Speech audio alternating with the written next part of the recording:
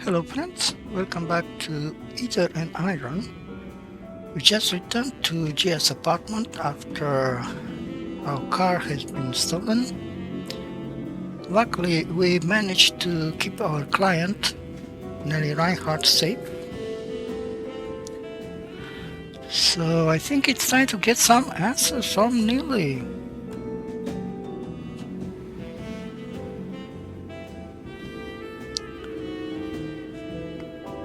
Missing vehicle.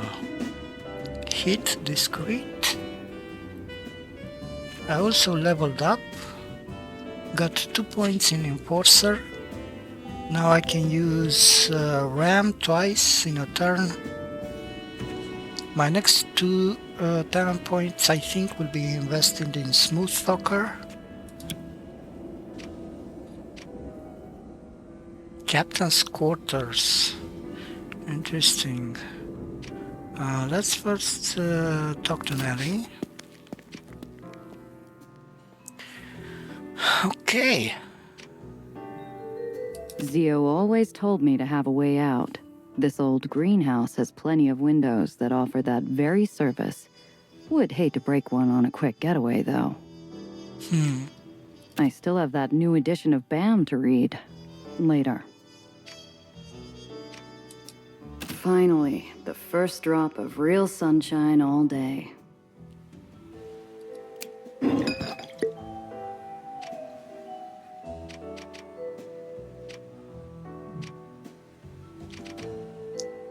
Oh, this is the stash. What's this? A shotgun. Damages a single enemy vehicle at close range. I think I already have this installed on my car.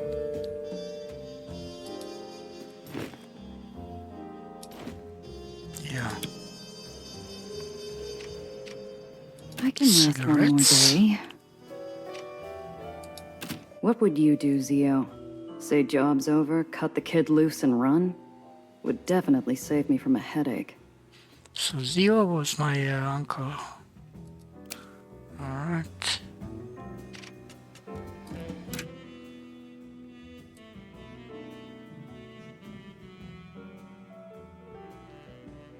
Alfonso Randazzo.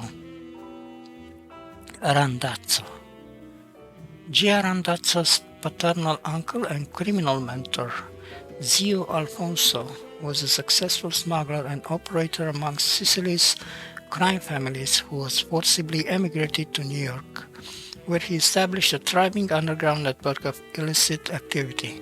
A naturally warm-hearted and generous man, he devoted himself to ensuring the young Gia had the tools to survive the city's harsh demands, training her from childhood in everything from pickpocketing to getaway driving. She felt a deep and abiding love for him, which made his untimely death especially difficult to bear.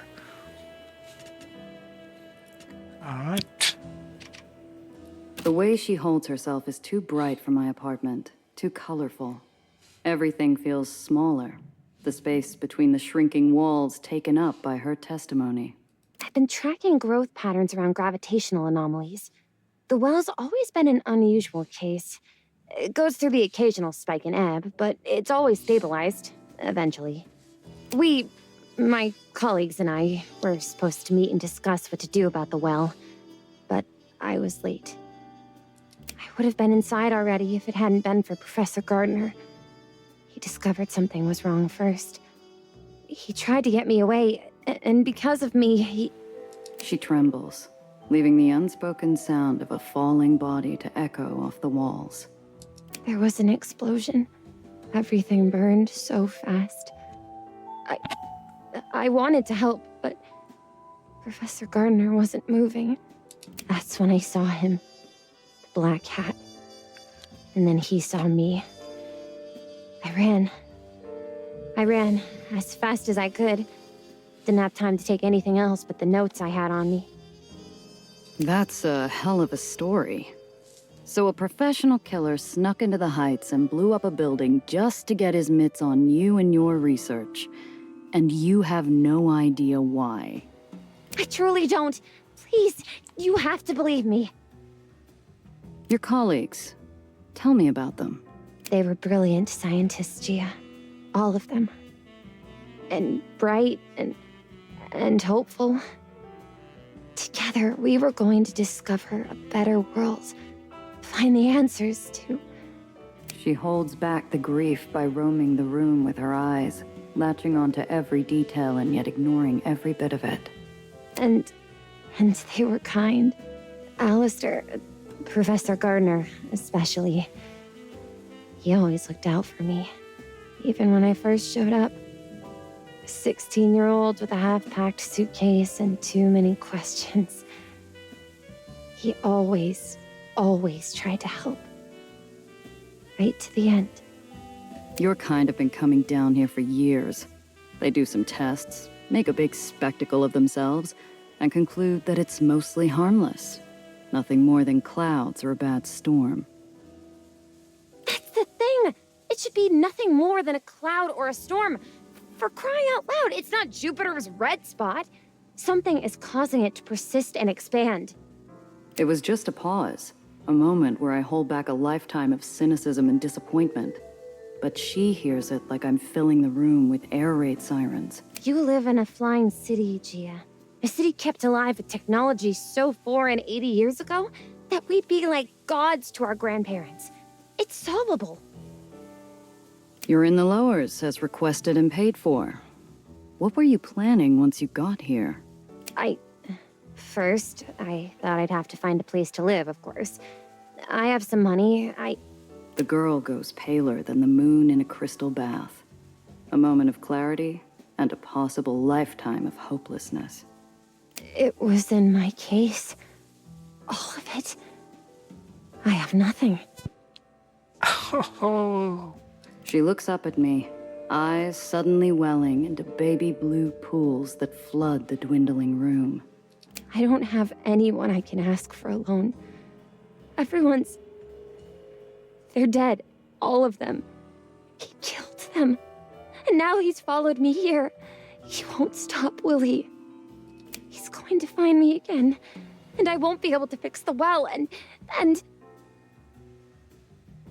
Hey, kid. Look at me. You're smart. You'll figure something out. You just... Listen. I'll talk to someone who could help, but I need you to focus. Those goons stole my car and your briefcase. And right now, you might be the only real lead I have. What can I do? I told you everything I know. Not everything. I don't get it. You're from Olympus Park. You got money. And you just leave without talking to anyone? I needed to disappear quickly. Apparently, I'm not all that good at it. I didn't have time to pack. I took the first ferry I could find, and it left me in Astoria Bay. Fortunately, when I told a very nice officer I needed to get to the lowers, he referred me to Mr. Blanc.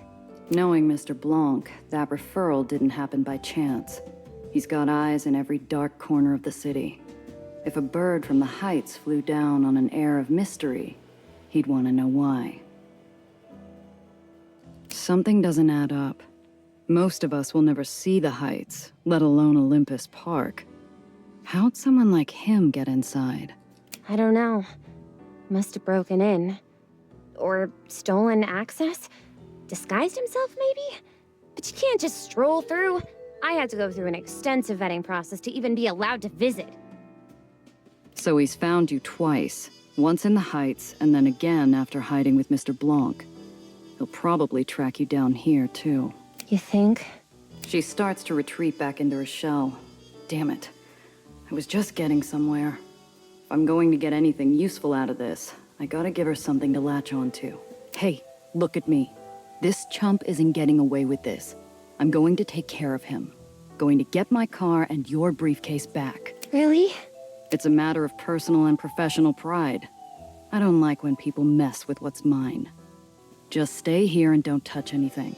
I'll be back soon. Wait! I'm going with you. And why should I do that? You're a doe in headlights most of the time.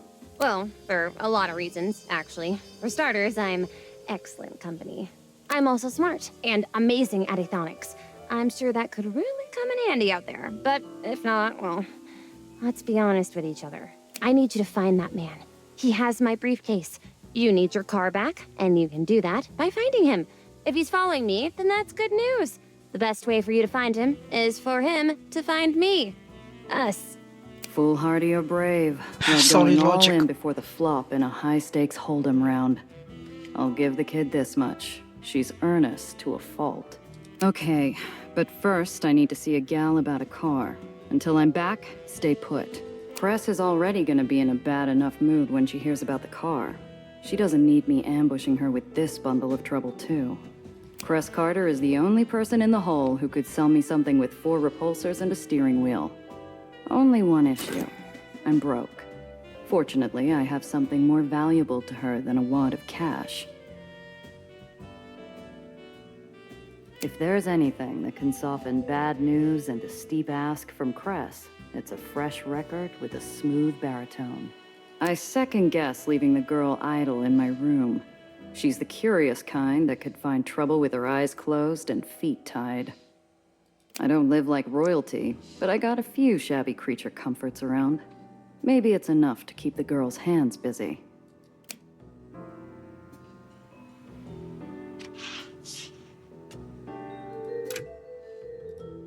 A treasured limited edition Coleman Hawkins record, Cress's favorite musician.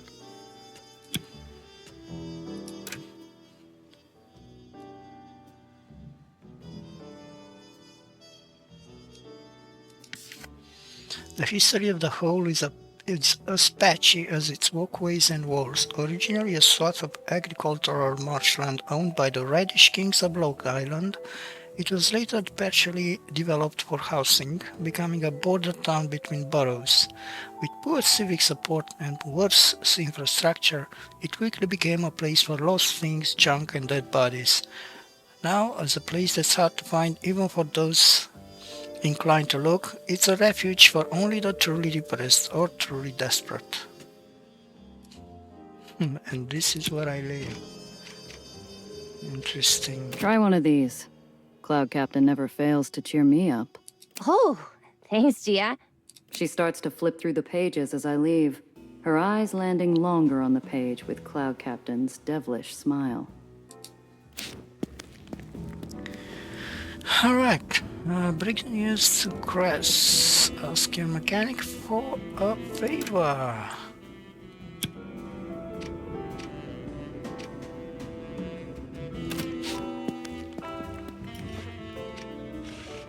She works tirelessly on that arm of hers, obsessing over it, making sure that it's not useless. Sometimes I wonder if she's talking about herself more than her arm.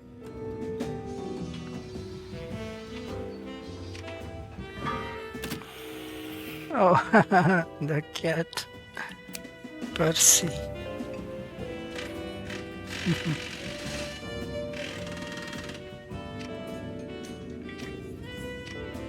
Cress? The hole doesn't ask much of its residents.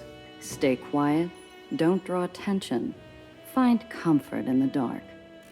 Despite growing up an Aether in the Undercity, Cress Carter refused to abide. From behind a junker made more of rust than steel, 2 faintly glowing points rise. Cress appears, pale milky eyes already wary and fixed to joust. Where's my baby, 8-shot? The low, angry rumble of the island's Aether generators shake the floor in protest of their nature-defying feat. I hope it stifles the sound of my pulse. This is news I don't want to break. Ooh.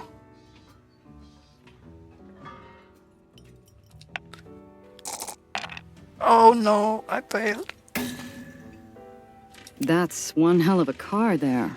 Looks like I grasp for anything I recognize. The ornament is gone, rust has taken the grill, the paint has molted to reveal an odd color of metal. It's a fossil of some dinosaur that should have stayed buried. Flight balancing is off. This is an old combustion engine glued to a sack of rust, Gia. It's not flying anywhere. Something's wrong. Spit it out. I lost the car, Cress. You lost it? You here then to beg for your life? I need help getting it back. An iceberg lugged 3,000 miles from the North Pole and thrown in the corner wouldn't have made this room any colder. Cress, Look, I don't come empty-handed. Here, found this on one of my jobs. You think you can bribe me with a Coleman Hawkins? Damn. Okay. I'm listening. She's still So out it there. worked. My guess is White Street. The thief was after something in a hidden compartment, and they won't get it open without help. White Street will take apart anything if they get to keep the parts. I'm listening for an apology, Gia. That wasn't just your car. It was hours, days of my blood, sweat, and tears to make it work. You think I don't feel bad enough as is? I'm sorry, Cress. It's this job I'm on. This client, some hotshot's after her. Same punk who took the car. Apology accepted, if you get our baby back. Now, this job. I thought you were taking things easy still. Honestly, surprised you found work at all. It's only been a year since your uncle died. How you holding up? Work's dried up. Even the easy jobs that no one wants. What I can get is barely enough to get by. Have you considered calling in that favor Needles owes you? He's working in White Street now. Pretty sure he could get you a job if you need it. Here, he's been busy lately. Needles? I'm not talking to that prick, not in 100 years. Not sure who would shoot first if we saw each other again. No, Cress, not him. Wait, are you keeping tabs on him? You're not the only smuggler that's good at what they do. He's also one of the few who still runs in White Street. Aether over there don't have many options, especially with that tyrant and his constant wars. War in White Street wasn't new, and it wasn't worth the small talk, or the bad memories that come with it. It's this client. There's something off about her. Off? How? Can't place it yet. Too many questions. Doesn't help that she's from the Heights. Well, there's your problem. Anyone who lives that high up has a screw loose. Not enough oxygen. Shouldn't trust any of those airheads. I might have to if I want to get my car back. Be careful out there, Gia. Not right now, Cress. I just want to stay focused, find my car. I bet by now she's in the hands of some White Street chop shop. I need your help, Cress. 2 favors, then. A car, and I assume a lead in White Street. Her eyes go distant. She never told me who she lost when White Street's Baron executed his last purge, but she disappeared for a week afterwards. When she finally returned, someone else walked around in Cress's leather shoes. She pulls out a pencil, scribbling a symbol on an old stale coffee filter plucked from the ground. North White Street Harbor, Pier 9. Say I sent you. You'll find some Aetherneers who can help. Maybe. As for the car, got a lemon out back. Not much, but it's a start. Bring it around, and maybe I can get it working. Take these repair kits too, in case you get in a scrap.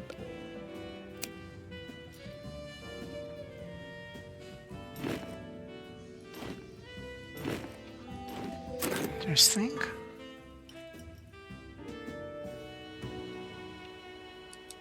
Thanks, Cress. Yeah. Also, Gia, don't be an ass. I'll hear about it.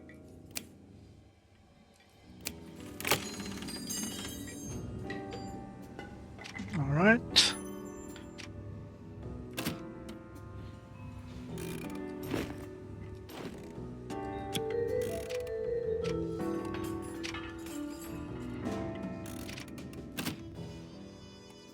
Rusty lemon car. 15 health.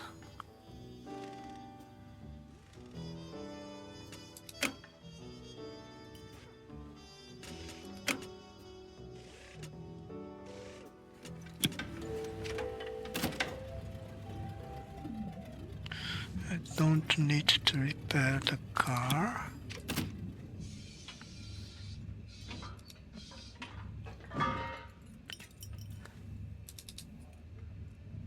Alright, so apparently I can use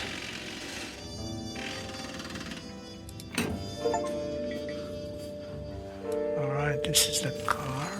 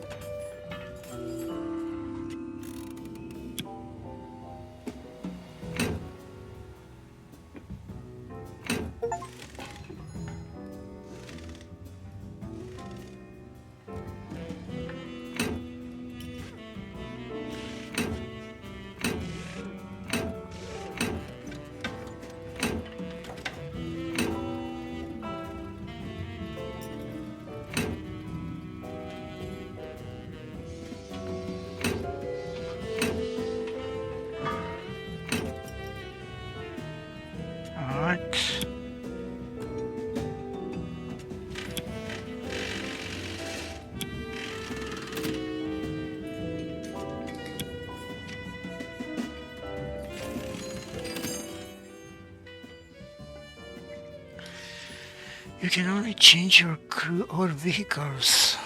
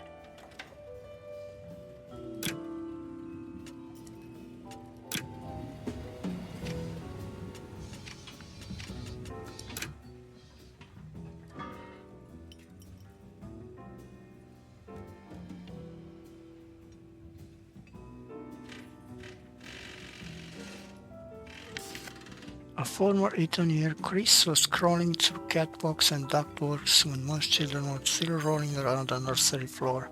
Despite a loyal attachment to her free home, a tragic accident pushed Chris to strike out topside and bootstrap a business. Her unmatched mastery of Aether tech has made her one of the most sought-after mechanics in the lowers, particularly within the outlaw community. So I do have this thing.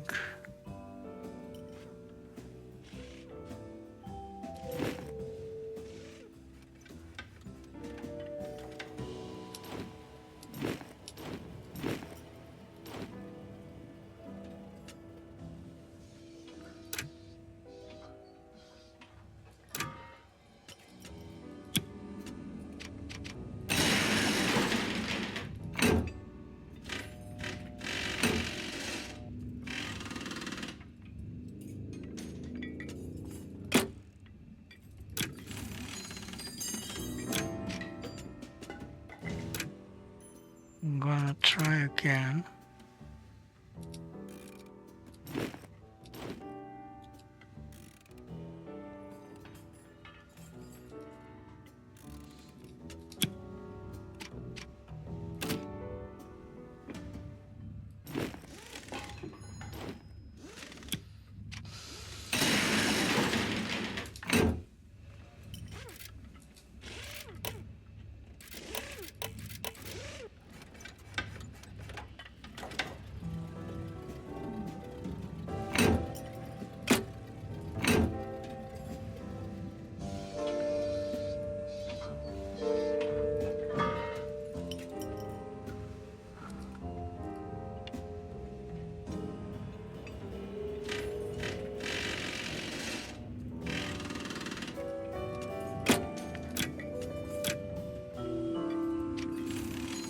Scrap pile.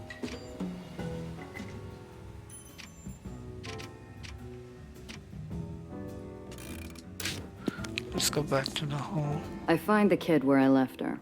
Several pages deep into the adventures of Cloud Captain. Gia, how did the meeting go? Smoothly, I hope. Did you have to do a wheel and deal?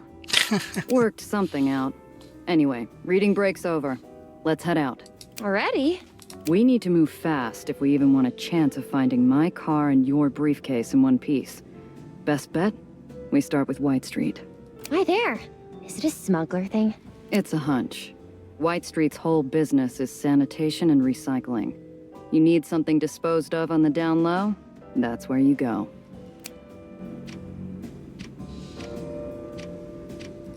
Miss Randazzo. So, what's your story anyways? Miss? Like, were you born here? How'd you get into the fairy game? No. My family come from Maine. Fishermen. That's how I learned to pilot a tug. And what brought you to New York? Throg winces, like his gammy leg is giving him pain. Or like I dredged something up from some dark depths. Something he didn't want to remember. Ah, well, that would be Ella May, my wife. You salty old dog. I didn't know you were married. I'm just having fun with the old boatman, just trying to raise a smile on that dour leather mitt of a face. But I can see I've wounded him, and I feel a twist of guilt. Long time ago, miss. A real long time. You enjoy captaining a ferry? It's my job. Come on. Nobody does what you do for as long as you have if they don't love it. Right? The old man's eyes are roomy with time and pain, and a loneliness like the open sky. Sure, miss. It's a wonder an old swab like me ever got to fly. Thank you. Alright. Guess it's time to leave. Okay.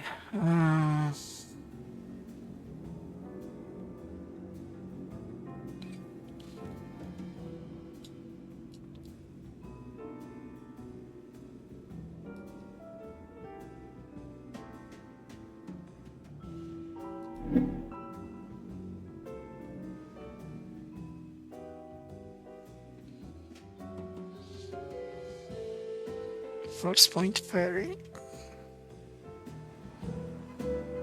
I don't believe in vengeful spirits. If they existed, White Street would have been torn from the sky in retribution for its decades of war. Instead, it stays floating to spite the dead, a withered shell of its former glory.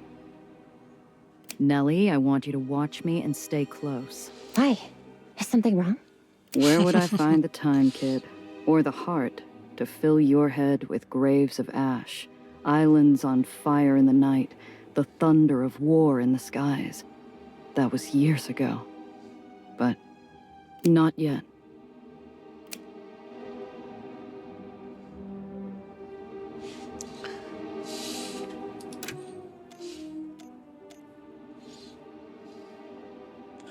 Meet a contact near North White Street Harbor.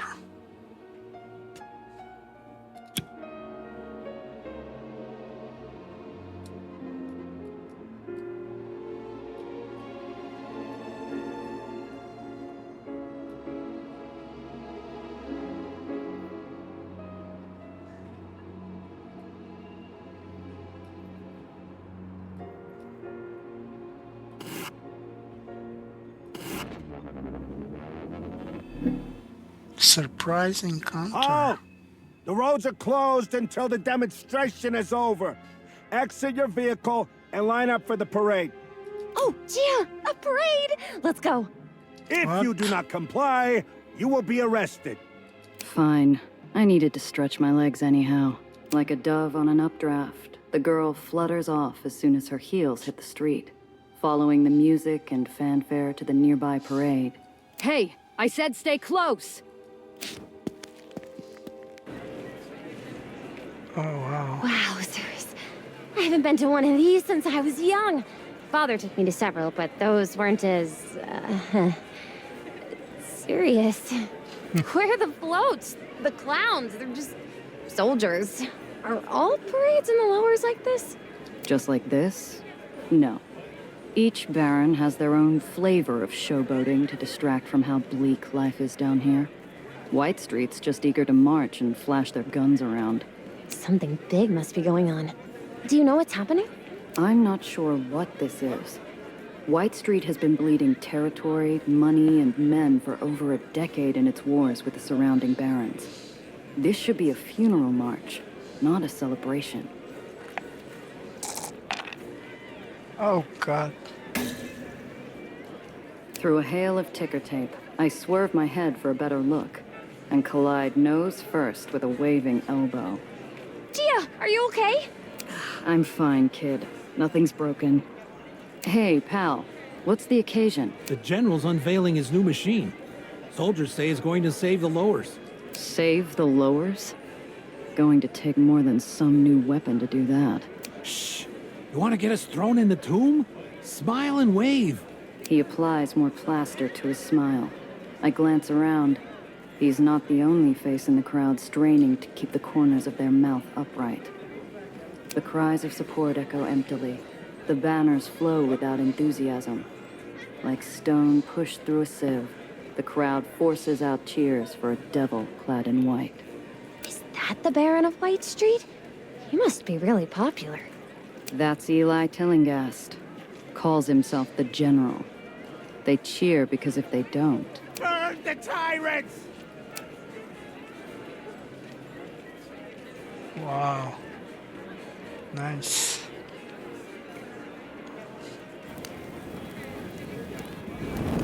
What?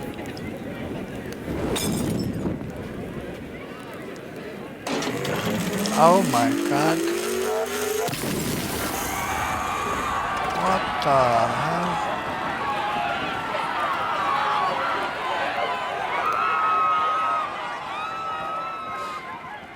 One hot blast of light was all it took to disappear a crowd, stunning onlookers like a twisted magic trick. Instead of applause, cries of panic and a stampede of feet clap the pavement, while a putrid smell fills the air. My gut twists as it fights every reckless impulse to run. Yes. Finally. A success. A few onlookers run from the scene. My feet are 2 steps after them before my senses yank me by the shoulders. Eli Tillinghast doesn't tolerate desertion from anyone. The crowd seconds from dissolving into a frenzied swarm. If I don't grab the kid and move, we're going to get trampled flat. However, we're saved by an unlikely savior. Hold! What? The Baron of White Street stands, gloved hand extended. Despite fear and panic, the crowd obeys, frozen in place by a gentle, assuring gesture. Let the procession continue. The music starts back up, and the world moves on Eli's command. Coerced cheers rush to fill terrified silence, while marching boots blot out the scorched earth. The days where White Street bled tirelessly to save a debaucherous world have come to an end. We will bleed no longer. Our enemies will tremble before a weapon they cannot resist, a weapon they cannot overcome. We will demand our rightful place in the sun and rid the shadow of chaos from the lowers. We are just. We are strong. We are unsullied. He pumps his fist and the crowd answers with a deafening cheer. With all eyes back on the General and his grisly procession, I look for Nellie.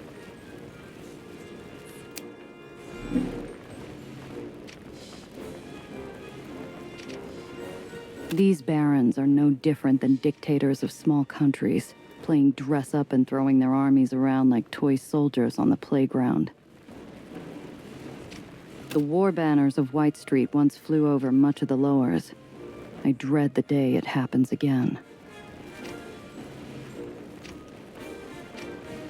It's only a second, but I spot a glint of metal and the curve of a black brim that resembles a scarred-up bastard. I go for my gun, but he disappears like campfire smoke in the night. Did he spot us? Or am I jumping at ghosts? I scan the whole street. Nothing. Not a hint of the black hat or my car. I decide not to mention it to the kid. After what happened, I'm jumpy enough for the both of us. Destruction like that. With weapons like these, they could reclaim everything they've lost, dragging the whole damn city back into war. God help us.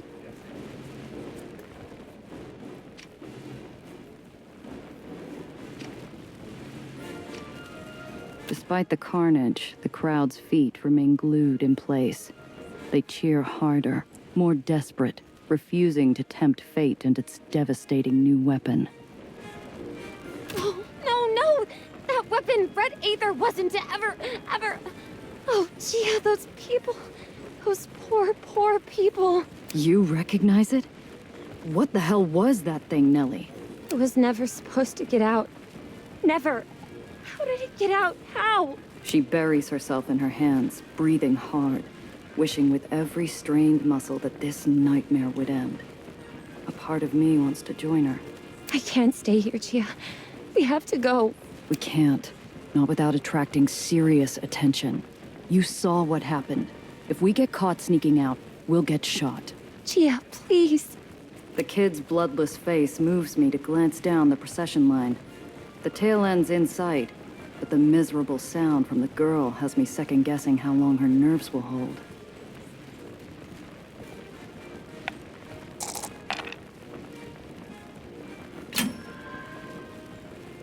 Nellie, look at me. Talk to me. Just tell me what that was. Red Aether. That weapon used Red Aether, Gia. A highly volatile, highly experimental version of Aether. It's very powerful, but also very unstable. But Red Aether wasn't supposed to... With nothing more than an empty expression, the kid clams up tighter than a 10-inch steel vise. We have to wait the parade out. Hold on just a while longer. I understand. The sound of lockstep boots thumping asphalt finally fades into the corpse-stained wind. And the crowd, released from their mandated joy, finally begins to disperse. Silence finds its way back into the world. All at once, the poor kid's nerves crumble like a paper cup, spilling her insides all over the now vacant street. Take it easy, kid. Slow breaths, all right? Let's get out of here. Now, please. Yeah, we're done. Alright. Interesting encounter. Enough distance passes that ash and screams and a bright, hot light start fading into a bad memory. Nellie breaks the silence. Is White Street always this... awful? Often enough. White Street's never shied away from putting down opposition with violence. Never heard of them using a weapon like that, though. But those were their people. He's supposed to be the Baron. Isn't he supposed to listen to their concerns? What about due process? Look, kid. It might work that way upstairs, but not here. The only word that matters down here is the Barons, and in White Street, the chain of command's everything. If Eli says we're going to war, you either fall in line, or you're an enemy. One might have been bad, but the others were simply calling for peace. Where's the harm in that?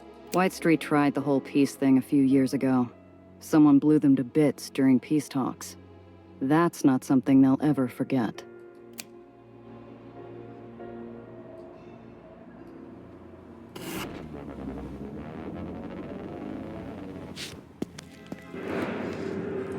Alright. We arrived at the destination.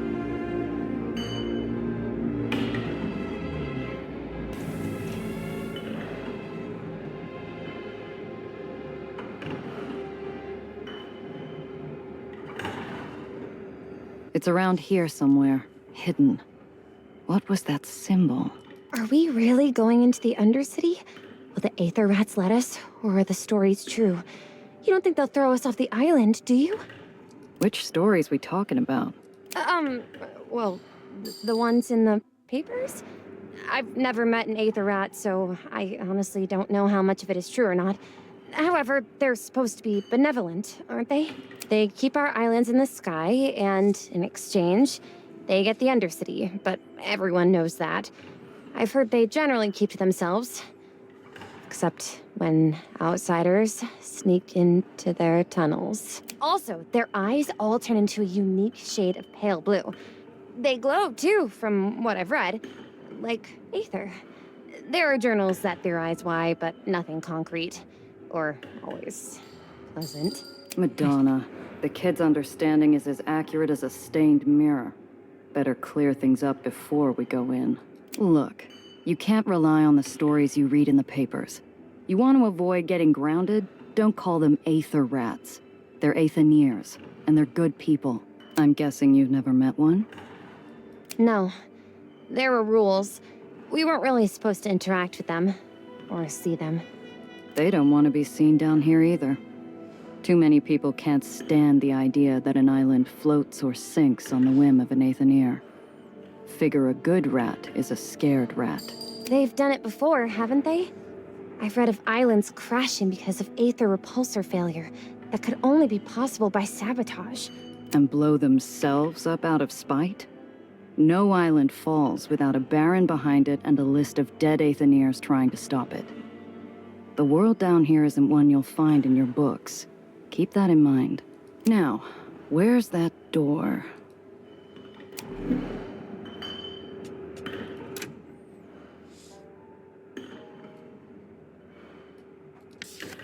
General Eli telling us the Baron of White Street is a master of mixing pageantry with brutality.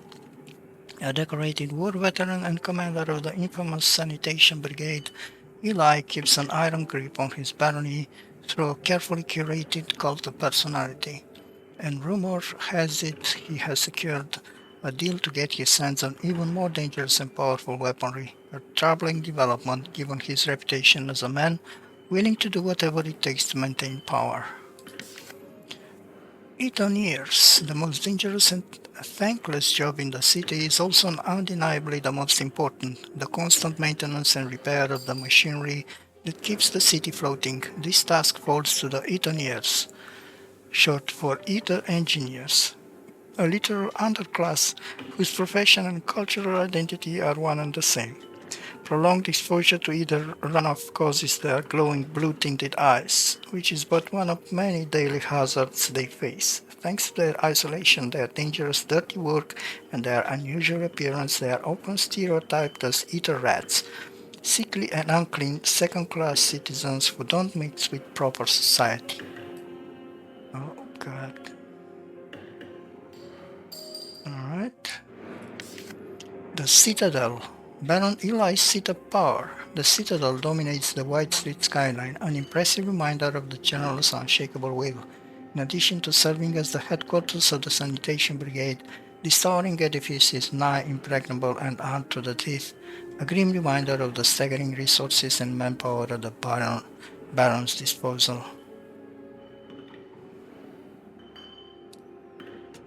Alright.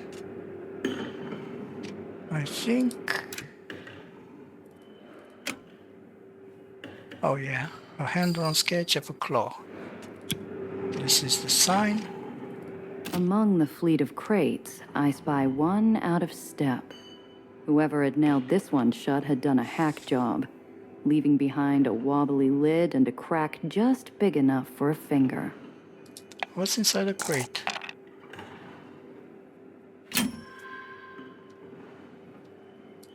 I stick my finger through the hole, angling past jagged slivers and crooked nails until I find a solid grip. I pull, fighting the groaning, shuddering lid. It gives up with a pop. Oh. Reroll a failed enforcer check. Interesting. And greater components, various sizes of metal fasteners, essential components for construction and machinery maintenance in all industrial sectors. Okay, cool.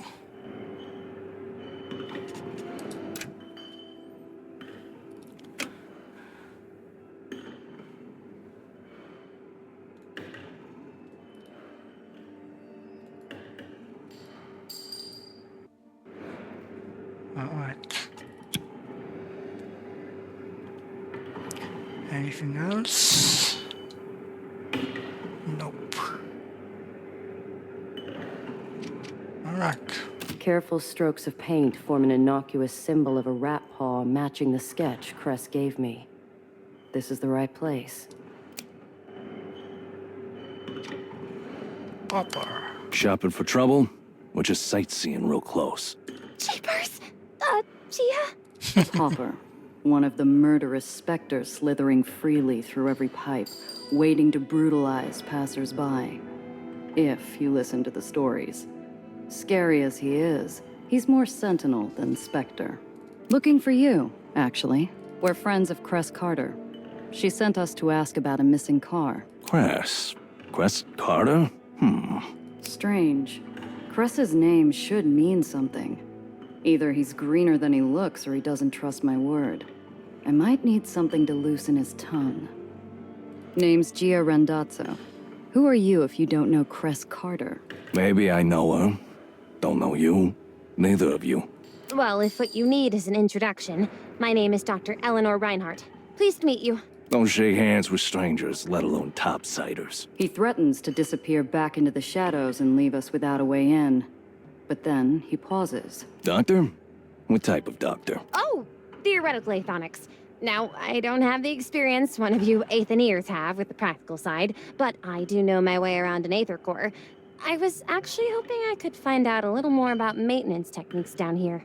You know anything about hydraulic engineering? No, but I'm a quick study. You're having a problem with your water supply? War's changed priorities for the Undercity.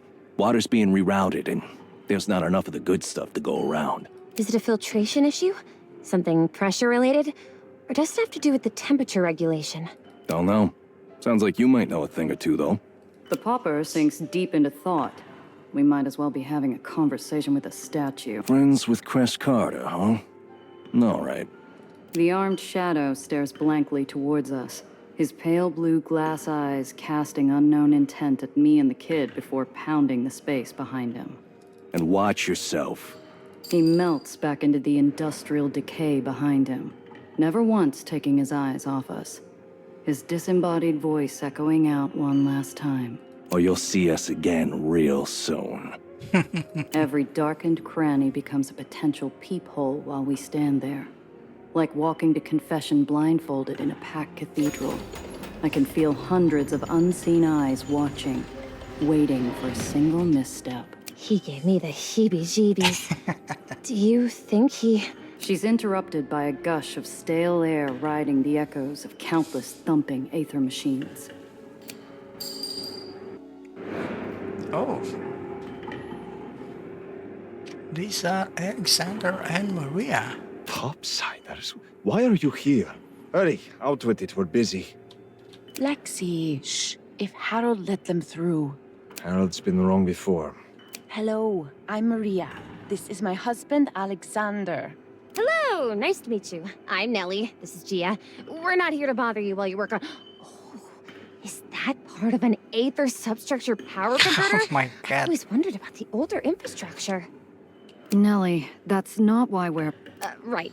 Gia's friend, Cress, she's an Aethonier also. She sent us here because we need your help to find this car of ours that has some important stuff hidden away inside. Too desperate, too vulnerable. I lob a cough towards Nellie, hoping she'd quit her rambling so I could get a word in. Cress sent you? That girl. Fine, let's hear it. You and Cress close. We're Aether rats. We're all related. One big happy family. Lexi, don't be an ass. They're Cress's friends. At least be nice for her sake. She's running around with all these topsiders causing trouble. And now she risks the three of us. She should know better. It's a subtle movement. Alexander sends an involuntary glance towards Maria's abdomen before matching my eyes. I couldn't be sure if he was angrier that I caught him, or that he slipped something so personal. These tunnels... They're so big. Where did they go? Everywhere? Can you get to any part of the island from here? Have you ever gotten lost? This one will not shut up.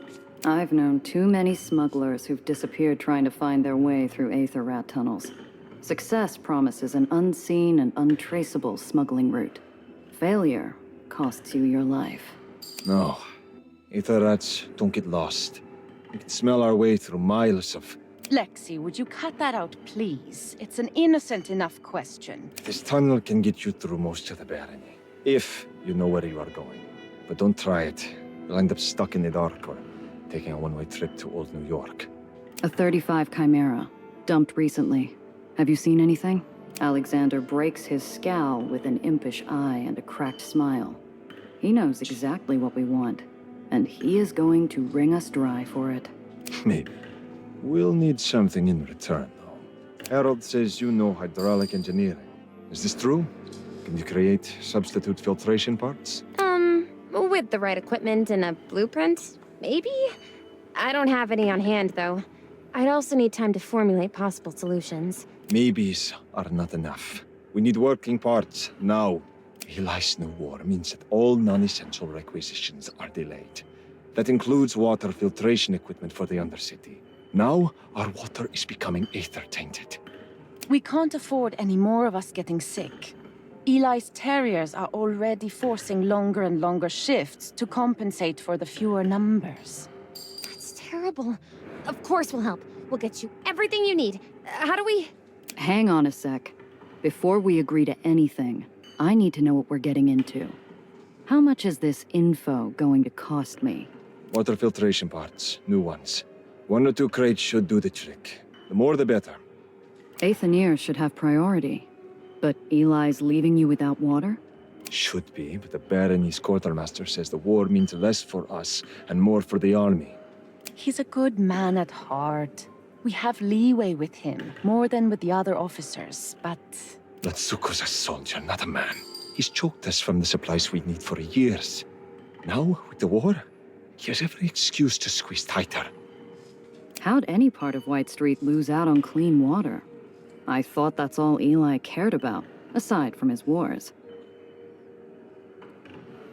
Our water is kept separate from the rest of the Barony's supply.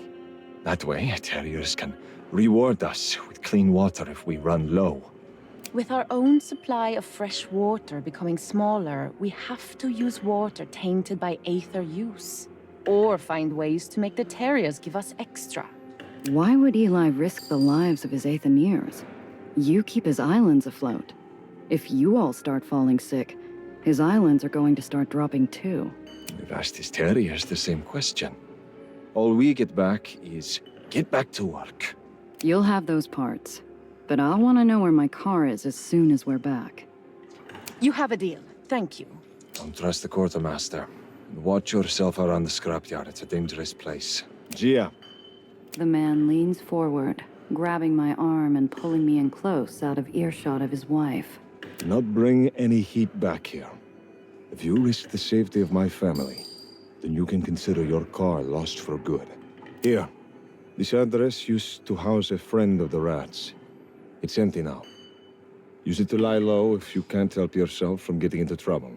Alex releases his stone grip and a slip of paper into my hand. Nellie takes his quick, hushed intercession as a desperate request for success. We'll get everything you need. I promise. Poor kid.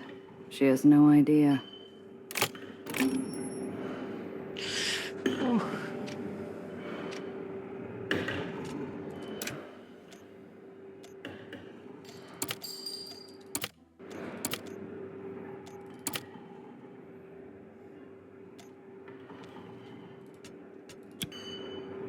Alright.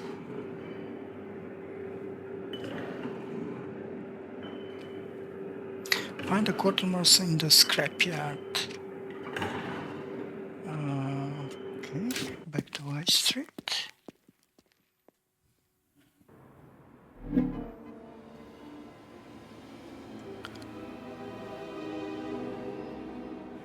New location unlocked. Scrap quartermaster's office. Intel scrappers roam this neighborhood. Oh no. We're stopped at a checkpoint manned by White Street officers whose sneers are tighter than their uniforms. I get the feeling these are no shift-clocking schlubs. All whitecaps stink like rotten pork, but these ones seem to be wrapped in fancier dumplings. Who are they? If I had to guess, White Street Intelligence. General Eli's secret police. Oh boy. You said it. Just keep cool. After a moment of tense quiet, they wave us through. All right, move along. Apparently, we're not the particular field mice these hawks are hunting for, and I'm not about to give them a second chance to swoop. As we burn Aether and leave them behind, I let out a breath I didn't realize I'd been holding. Whew. I hope that won't be a problem on the way back. Oof.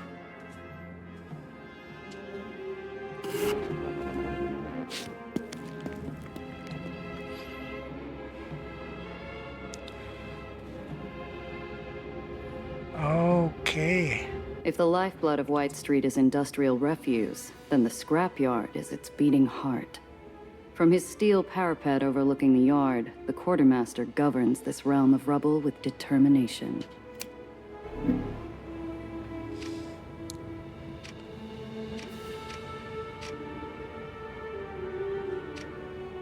The massive cargo elevator locals call the Beanstalk is one of the last remnants of pre-Aether tech, relying on grit, machinery, and braided steel to plunder the refuse of the old world.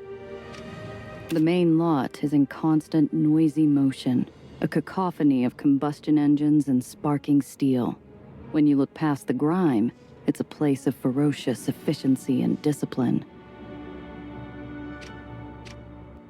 Like his scrapyard, the quartermaster's in a perpetual state of activity. Maybe a nice turkey club once in a while might have resulted in fewer gray hairs for the old soldier.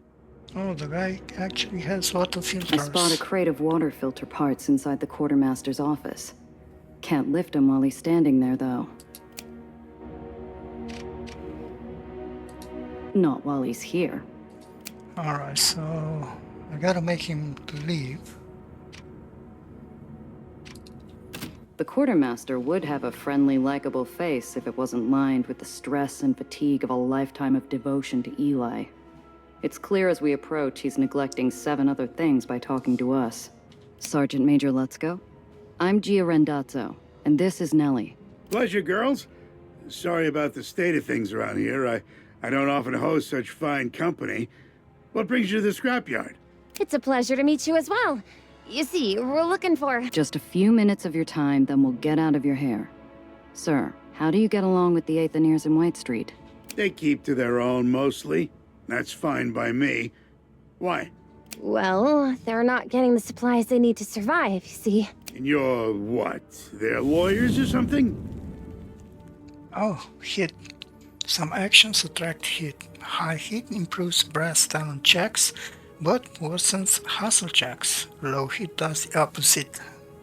High heat also leads to more enemies in combat. Alright. His eyelid twitches. He's getting impatient already. Can't check him. You deal with a lot of lawyer types? There are Aethonier lawyers? Do they go to law school? Can they go to law school? What sort of law do they practice? The sneaky kind, sweetheart. Yes, the rats have pet snakes, and thankfully, no, we don't get a lot of them up here. They're nothing but trouble. Oh. Burrowed into their libraries of theirs, poring over contracts, looking for loopholes, taking advantage of the system, making a lot of red tape and wasted time for people like me. He scowls. I decide it's best we ease off. Well, that's just what we want to avoid. Forget I said anything.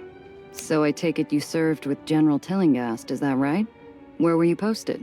Yeah, the Philippines. Tough tour. Wouldn't have made it without the General. Saved my sorry hide more times than I care to count. Ah, but you don't want to hear about all that.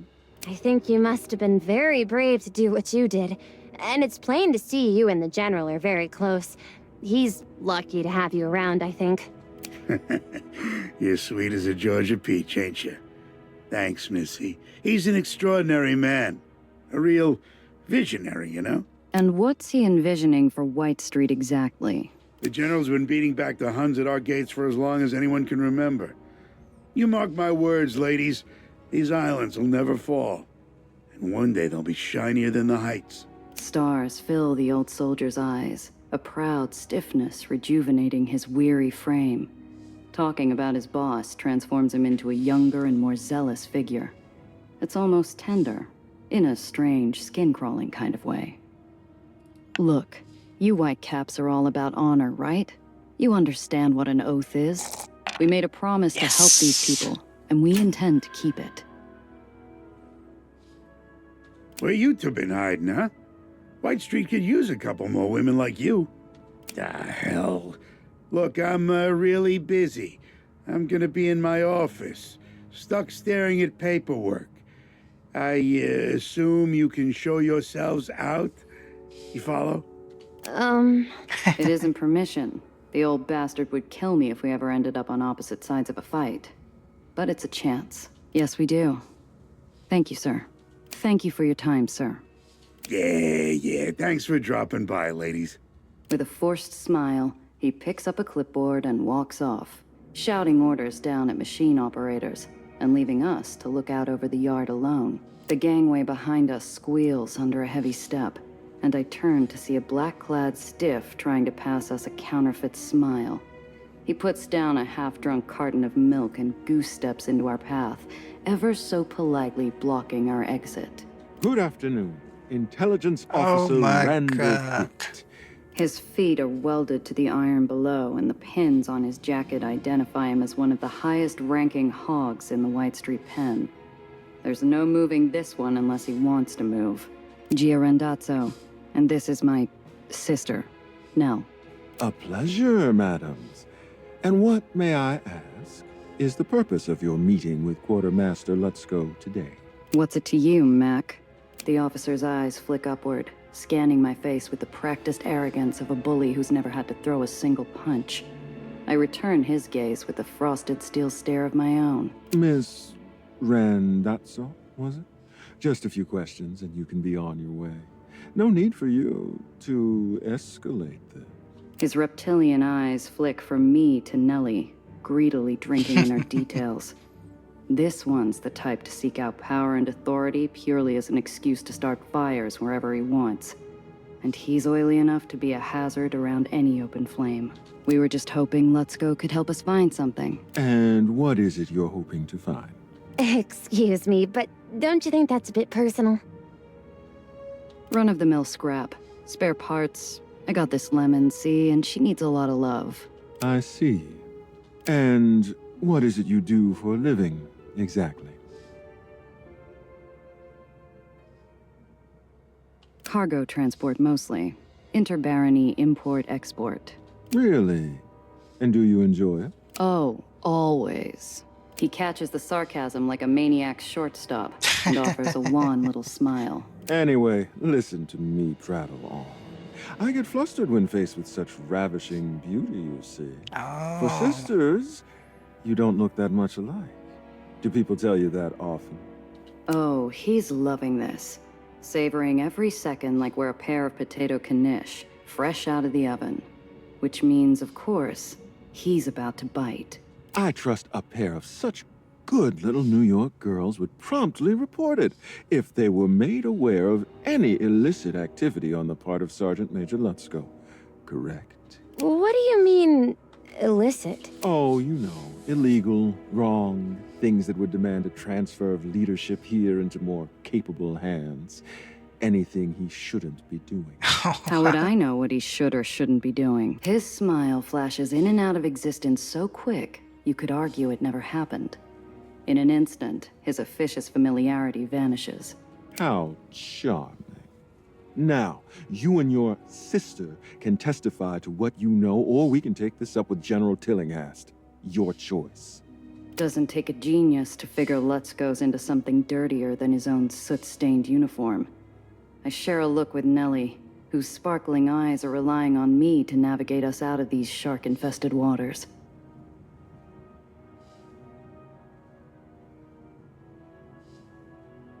What's he in trouble for, anyway? Treason, malfeasance, embezzlement. Supplies deemed vital to the war effort have disappeared, only to be found later on the black market or in the possession of degenerates. He didn't need to specify which degenerates he was referring to. Apparently rats wasn't cruel enough. The punishment for which is death, of course, by grounding. Grounding? Is that... Yeah, kid. The long drop and the sudden stop. It's justice, my dear. Traitors pay their deficit in loyalty with blood. Look, pal, we just met the guy. Do whatever you want, it's got nothing to do with us. Now, we got business to take care of, so if you don't mind... A sneer paints itself slowly across the officer's mug. If he had an angle, he'd use it. But he doesn't. Very well. It was a distinct pleasure. Till we meet again. Oh, thank you, officer. Goodbye. He peels himself out of our path as slowly and painfully as an overglued bandage on a fresh wound.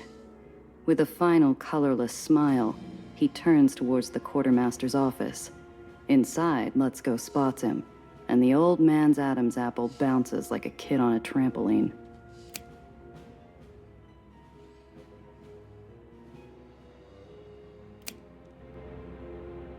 Oh god. Search the first island for water filter parts.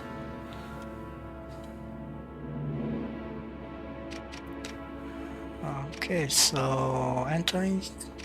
The quartermaster is a decorated veteran and displays his war memorabilia with pride. Strikes me as odd. From what I've heard about the Philippines, wouldn't you want to forget?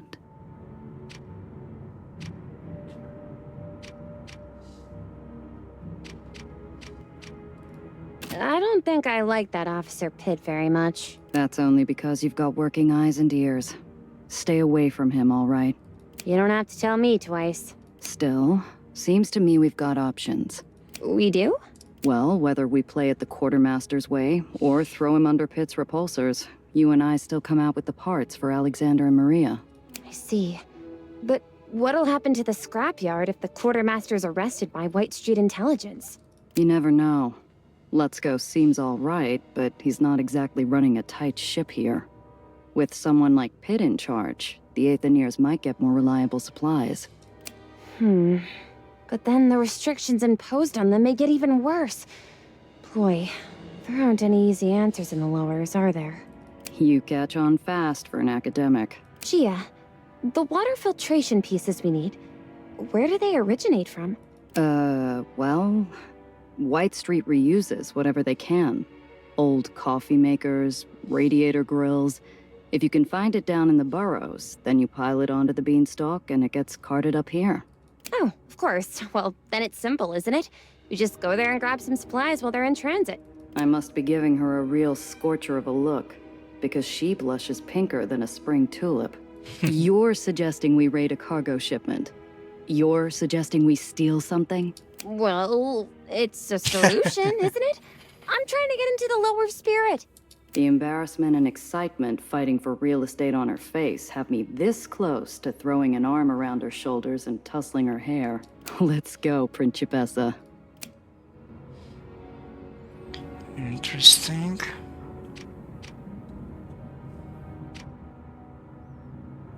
The main lot is in constant...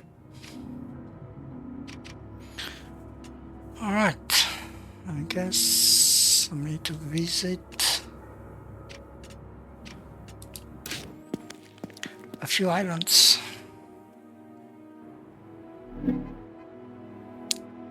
Okay, these 3 islands actually. Scrapyard, scrapyard, scrapyard.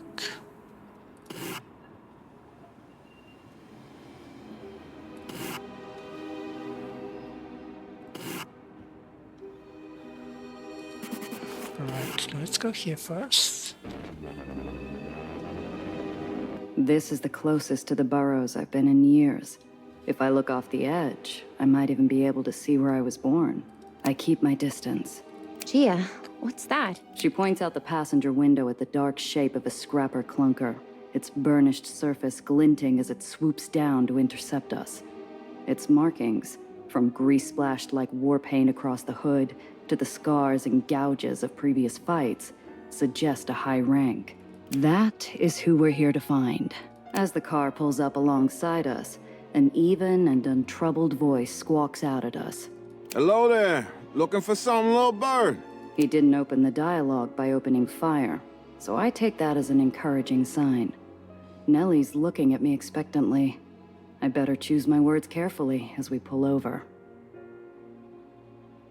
I'm not here to steal from anybody.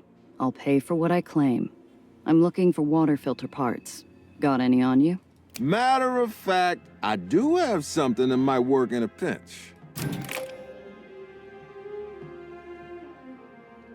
Nice. Got one? You familiar with White Street's quartermaster? Let's go. Sure. He's the only man who puts food on my table. The scrapper leans out his window and proffers a folded piece of paper. I can see the quartermaster's stamp even before I grab it. It's a personal letter, promising pay for extra security for Let's Go's goods as they travel the beanstalk. Got it. That's quite the arrangement you've got yourself. Wish my family'd been that lucky. You from the boroughs? Siltside, long time ago. Had to find a different way out. Siltside? Couldn't be. Nobody comes out of there in one piece. Who says I'm in one piece? The rolling rumble of his laugh matches the cadence of his engine. Mind if I keep this? Could come in handy. Sure, I've got more at home. The man loves his correspondence. How are things groundside these days? It's been a while. Same as always. The bitterness in his voice betrays no lie. The burrows are still the same as I left them. Hot in the daytime, freezing at night. Harsh winds carrying skin-slicing dust. Short on clean water, fresh food, and hope. Some things never change. I still hang my boots out the window at night. You really are a Burroughs kid. The scrapper and I share a sharp-toothed grin, and I savor the puzzled look on Nellie's face. Guess we go our separate ways then. Fine by me. You be careful out there. His engine roars as he peels away, and I hear Nellie exhale next to me.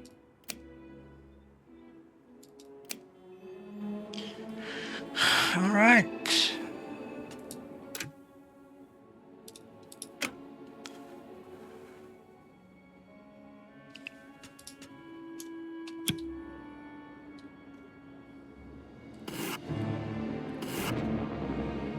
The busted chunk of an island's underside rusts in the sun, laying precariously on a crushed tenement building. Broken detritus and snapped cabling hangs down close to the street. Oh, this is perfect! See that? If that old Aether repulsor's not damaged, the parts could easily be repurposed for water filtration. Once we're parked, she runs off and gets to work, untangling pieces of equipment, reaching up on her tippy toes to pull down bundles of wire. She turns back to me. Well, start over there with the equalizer piping. Damned if I know what equalizer piping is. But I follow her finger and start pulling at some ceramic hose. Her approving nod tells me I'm on the right track. And after a few minutes of work, she turns to me and grins. Nice. We load up our scrap and head out. There's no mistaking the throaty grumble of a scrapper rig on the prowl, all sizzling oil and sparking ozone. Many scrappers are perfectly decent people just trying to survive. I can tell without looking that ain't the case with this one. Couple of floaters all alone, eh? Easy pickings.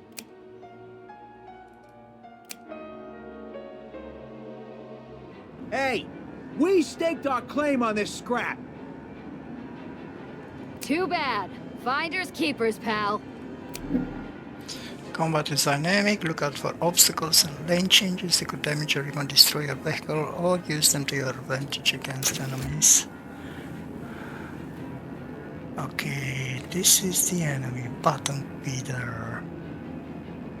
Bottom feeder.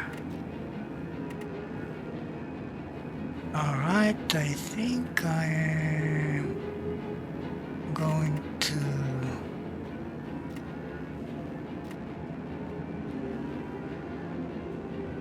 move here.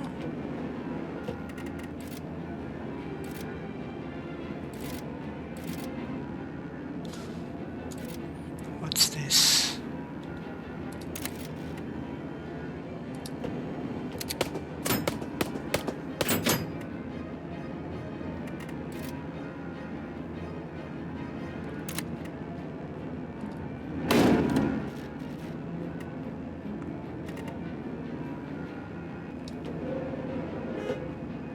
Oh, this is an enemy. I didn't see this guy. That's bad.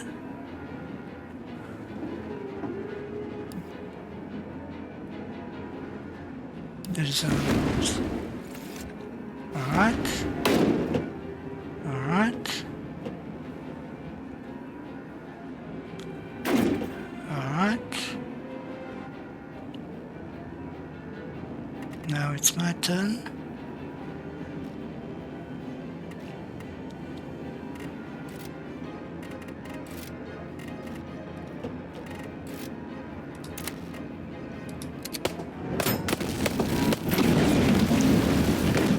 Nice.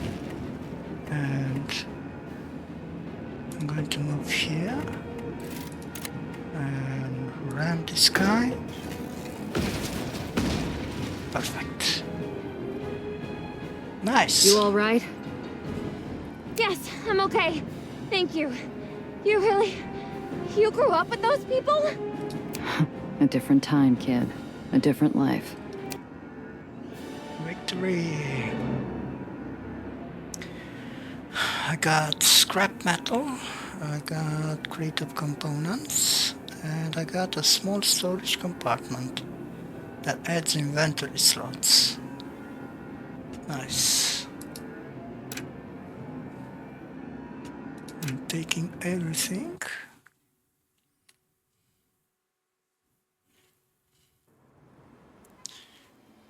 Vehicles that take damage during combat can be repaired afterwards using repair kits, or by visiting garages. Use a repair kit from your vehicle storage. Yeah. Alright. A Liberty Auto.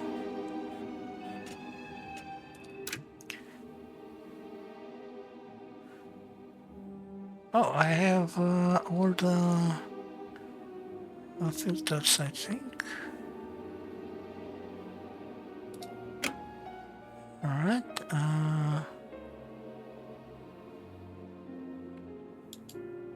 Use item. Alright, should be enough.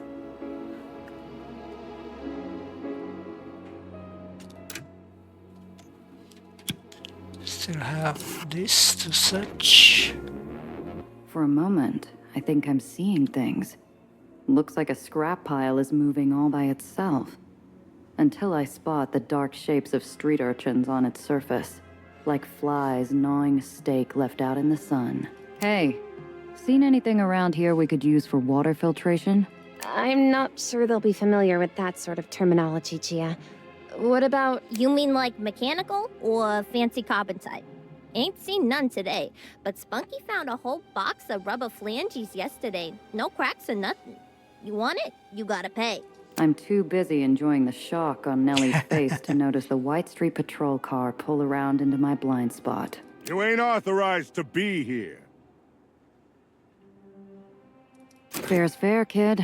But if it doesn't work, I'm coming back. The urchin flashes a wide coffee brown grin as he grabs my offering and gives me the part. It'll work. Promise.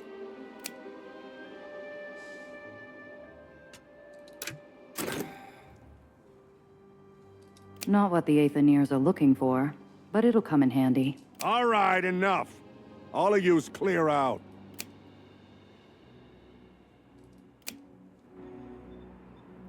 Alright, return to the quartermaster. Why?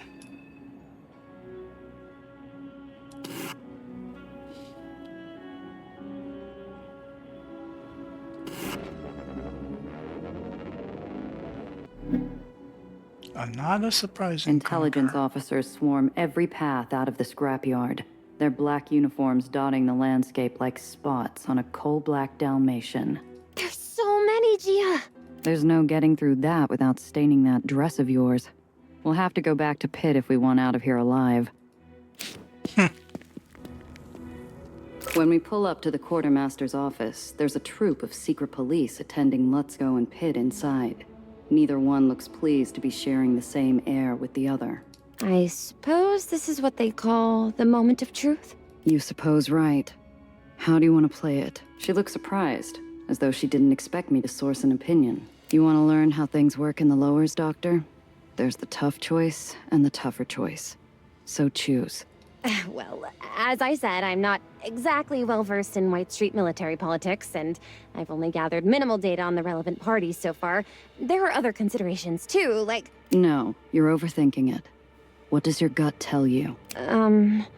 It tells me we should help the quartermaster, even if times are tough for Alexander and Maria. I can't see them improving if that pitman takes control here. That's correct. She's not wrong. But she doesn't know the kind of suffering a man like Lutzko can cause, even if he means well. She's never lived a life where you can happily choose a pit, knowing at least there'll be food on your table. No easy way out. There never is. I open the door to the office, and the Whitecaps look up expectantly. Ladies, you're back. I was just... Ah, the Randazzo sisters. How very good to see you again.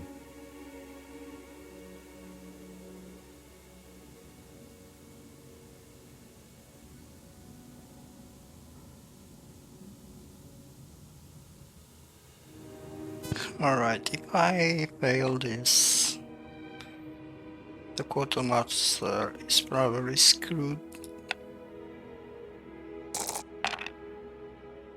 Oh, that was good. Good. You realize you have a serious scrapper problem in White Street, right? They're practically on your doorstep, but you're too busy shaking down your own officers to notice.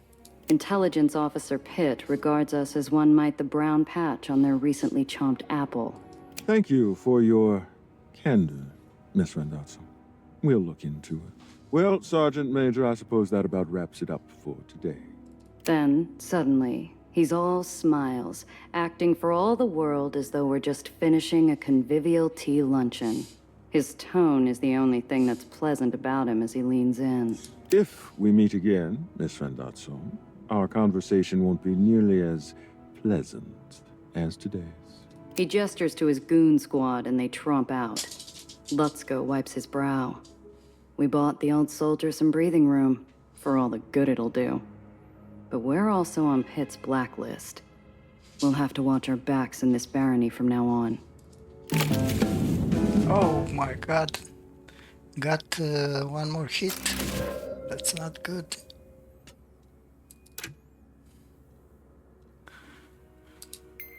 I wanna level up.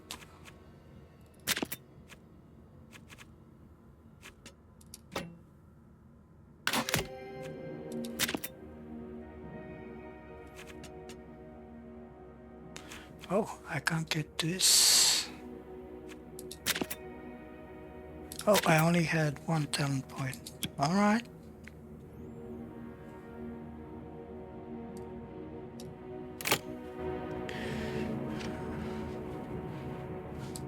Once Pitt and his pal are gone, Lutzko shuffles towards me and Nellie. He's wringing his hands like a chicken's neck. I don't know what to say. You ladies saved my skin today. Oh, it was our pleasure, sir. The kid's sincerity flatters him, and some color comes back into his cheeks. I lean into his space, interrupting his growing self-confidence. That it was, sir. And we couldn't possibly accept any generous tokens of your gratitude. Recognition flashes in his eyes. To his credit, the old mustard-stained mutt catches on quick. No, I insist. Listen, you ever need anything, you just let your old quartermaster know. I got plenty of stuff you'd find use for.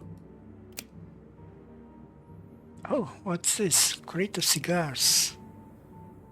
Interesting. Well, like I said, busy day. Thanks again, ladies. White Street's scrapyard monarch scurries away with all the decorum of a chastised court jester. In a moment, it's just me and Nellie, and the wide expanse of White Street. Oh.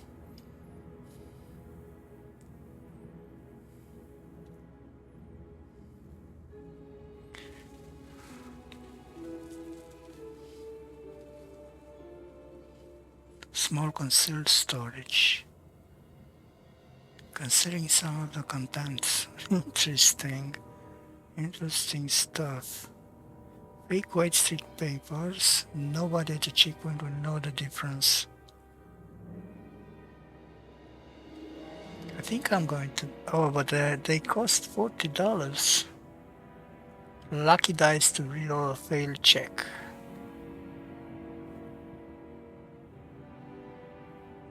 Just once. Ha! Alright, I don't have too much money, so I won't buy anything yet. Have a good one. Alright, okay, let's go back to the White Street.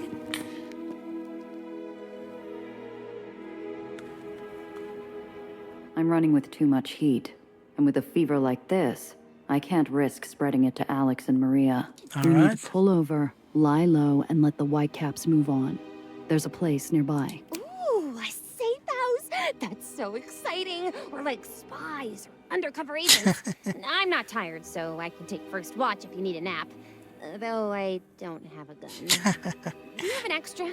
Kid, if we need guns at a safe house, it's not doing its job, and we're in a world of hurt. New location. Alright, so we need to lay low here, and after this checkpoint disappears, or after our heat drops, we can continue. You read my mind, kid. It's a grubby ground floor room in an abandoned tenement. The building's ghosts peer out at us from the woodwork. I see Nellie dodge a shattered light fixture, tiptoeing around the glass shards. This is the place? You were expecting the Ritz? It's quiet, kid. That's what counts. The minutes bleed together as the lights outside trace an arc across the floor.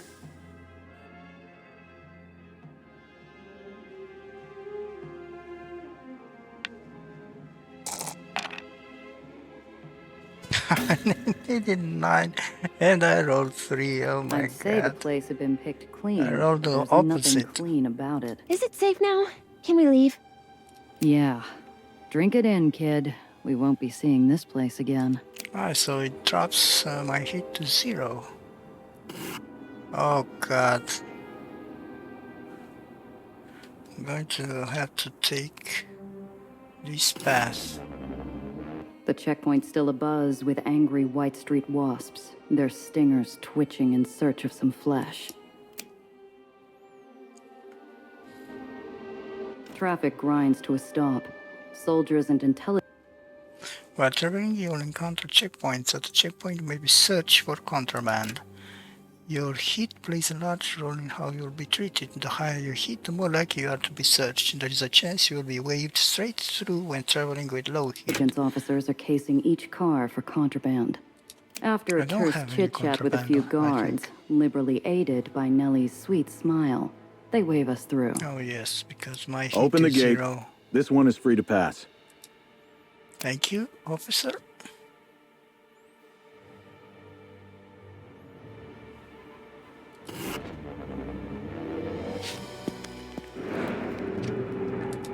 Somehow, the place looks even rougher than it did only a few hours ago. There's a pall in the air as thick as the smog. Alexander and Maria catch sight of us and head over, dropping the goggles from their stained faces and treating us to some weak but earnest smiles. You're back. Do you have what we asked for? I'm happy to say we were able to retrieve some excellent parts for you. Here you are. The kid magnanimously hands over the scrap, with all the pomp of a mayor handing out the key to the city.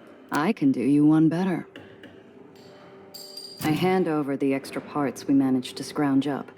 Maria accepts them graciously, and Alexander puts a hand on my shoulder. His dirty cheeks are already lined where he's been crying. I can't tell you what this means. Things have been hard.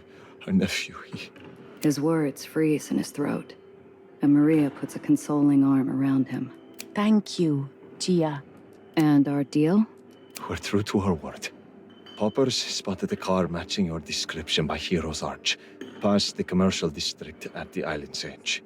Should still be there. I should tell you, though. It's all right. Thank you. Next to me, the kid is wilted like a balloon with all the air let out. Her pretty little life in the Heights hasn't prepared her for this. She's had a double shot of reality, with no chaser. Here, we want you to have this. It's not much, but you really stuck out your necks for us, and we look after our own. Nope. Actually, I think you folks need it more than we do. No. Insist. So do I. They're proud, but not too proud to push it. Alexander bites something back, tight-lipped, but his eyes say it all. Usable scrap wasn't all we gave them today. We reminded him not all outsiders are pinstriped jackals with a pen in their hand and gold in their smile. Take this, at least. Thank you. Both of you. $30, nice. I think that covers... oh, I gained $7. Alright. Don't mention it. As we wave goodbye, the kid leans in and I see a tiny ray of her usual sunshine poke through her cloudy mood. Gia, that was a really swell thing to do. Let's get moving. I want my damn car back.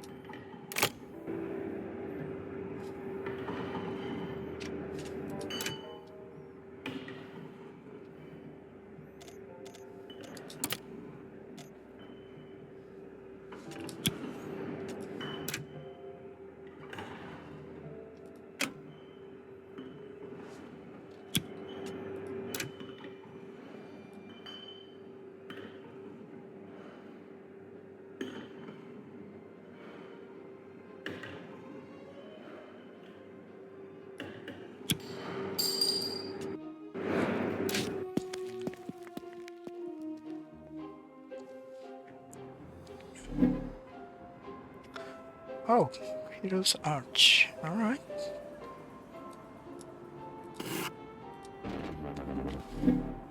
Surprise encounter I'm again. doing well, keeping a low profile. But today it's not enough. A White Street guard flags me down and flashes his lights. I pull over and a young, self-important whitecap approaches my window. What seems to be the problem, officer?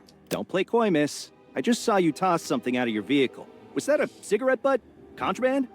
He hooks a thumb through the belt loop of his trousers, smug as a schoolyard bully. You'll have to pay the fine on this here ticket, or we'll have a problem. Oh god, no. I give the guard a cursory look, but nothing stands out. You seem like a reasonable guy, and I'm in a charitable mood. How about I throw a donation your way? You mean, pay the fine? I don't have anything worth trading. Cash it is. Oh my god. Rules are rules, I guess. Even on White Street. I reluctantly hand over the cash. He counts the crisp bills with fat, greedy fingers. I feel a pang of guilt for them as they crumple in his fleshy hands. He smiles in satisfaction and tucks the bills into a pocket. We take sanitation seriously here in White Street, miss. Don't let me see you littering around here again. Wouldn't dream of it, officer. The officer saunters back to his cruiser, pleased with the easy take. Looks like I'm a few bucks poorer, but at least I'm free to go. Just like that, I lost $20. My whole livelihood sits there abandoned, abused, and torched beyond recognition, kept company only by effigies to the long dead. The smell of my burnt future still lingers in the cold air. Oh my god.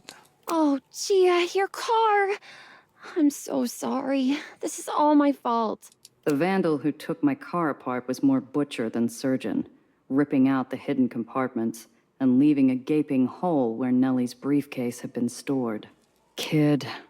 She runs forward, hoping that every desperate scavenger in a 5-mile radius had somehow missed the briefcase. They hadn't. No! I suddenly feel like I'm outside my own body, looking down from above at this odd, tawdry sight. A scientist and a smuggler, hunched over the gutted corpse of a flashy import roadster. Ain't a comic panel been printed with a scene as strange as this. I nudge Nellie. motioning for her to follow me towards the edge of the island, overlooking the lowers.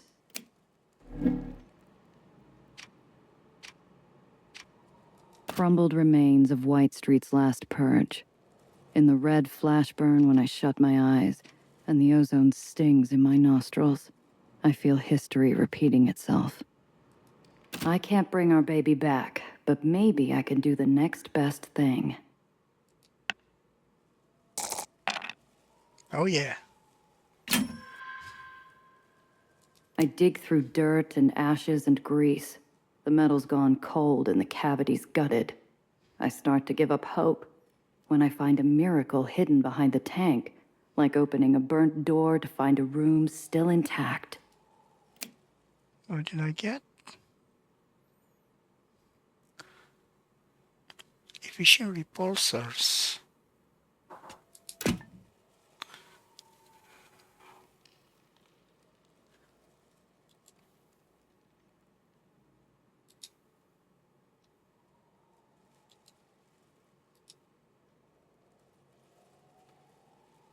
Oh wow, this is incredibly big.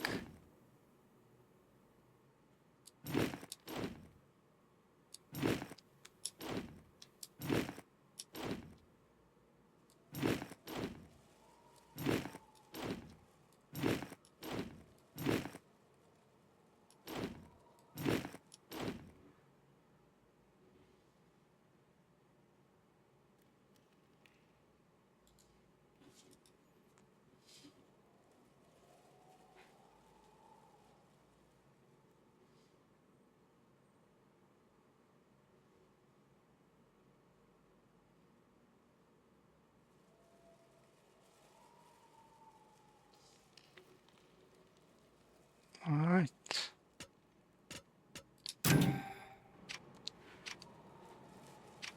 You almost got us out of this hellhole, baby. Looks like I'm hitching the rest of the way. Among the forgotten and decayed, I almost dismiss the rotting crate as another corpse, until a glint of light calls me. Colored glass peeks through the gaps, and not the kind you usually find in White Street. Yep. I lift the crate. Waterlogged wood and molding straw fills my lungs. While fighting for air, I feel the bottom of the box open beneath my fingers and make a catcher's save. Safe. Oh wow. Crate of booze. Well,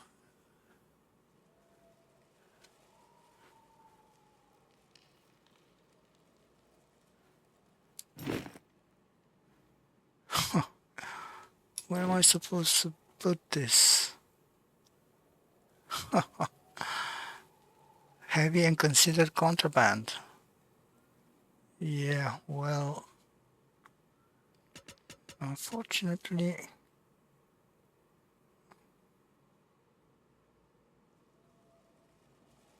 I don't have room for that. All right. She somberly shuffles over before taking a seat next to me. Our legs dangle over the edge like a set of old, tarnished garden chimes. I thought it'd be beautiful up close. Is that... Huh? The well. I've seen it so many times from the Institute, obviously, but I thought when I came down in person... I don't know. I guess I expected something different. In the lowers, kid, things rarely go the way you expect.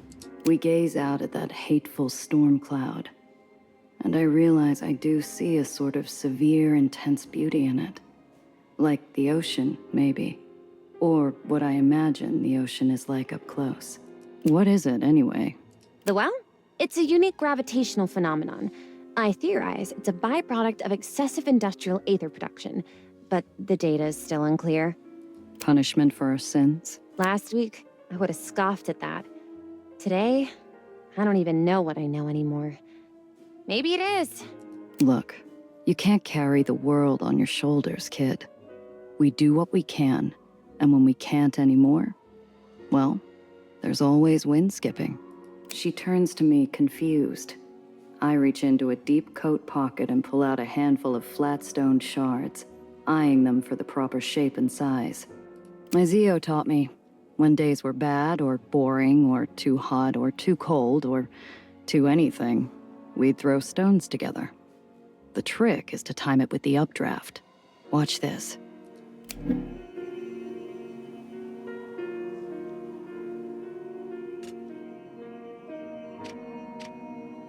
Last time I did this, Needles and I were fighting again. Couldn't hurl a rock at his smug face, so the empty sky had to do. Neither of them deserved it. A soft fragrance fights past the breeze, and I realize the girl's wearing perfume. Vanilla and rose. Height smells, as foreign down here as good dentistry or hope. I feel a weird surge of pity for the poor, pampered kid, and a tiny acid kick of jealousy. Some say that Dreamland is too big to fail, that Nation's Crusade is a new unstoppable force. But with White Street on the warpath...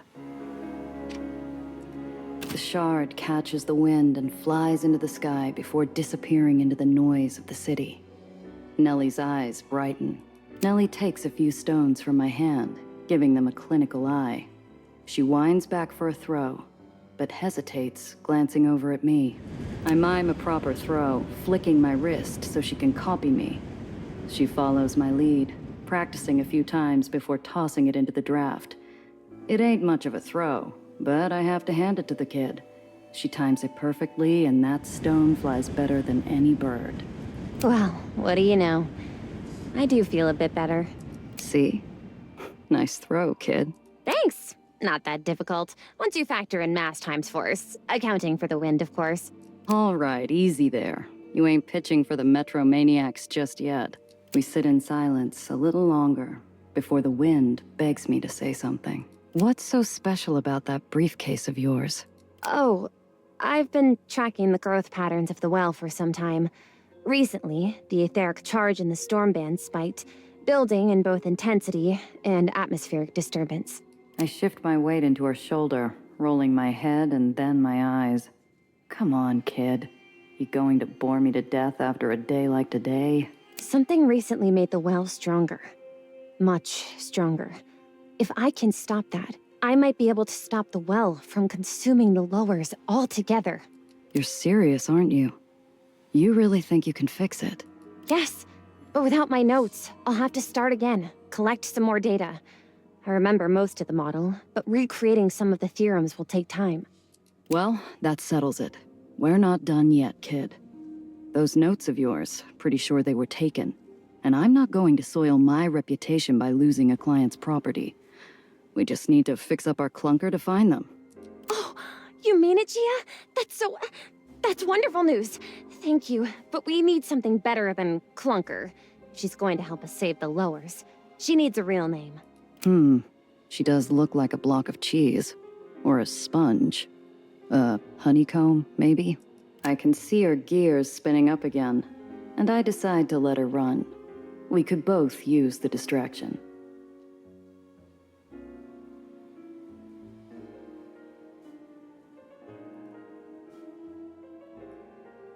You know, back when these things were in production, they were called Kingmakers, because if you drove one, you were considered barren material.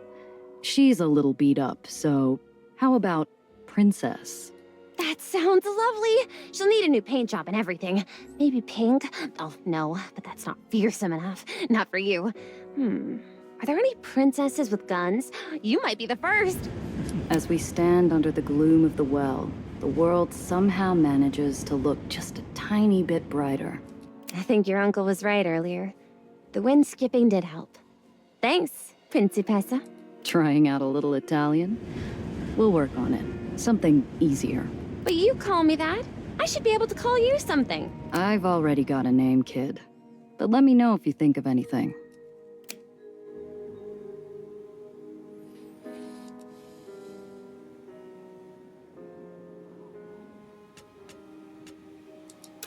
Let's head home, kid.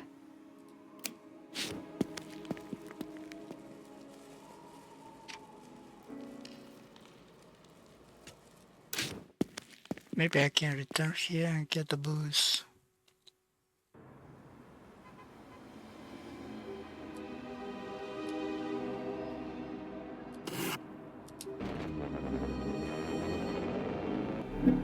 Oh?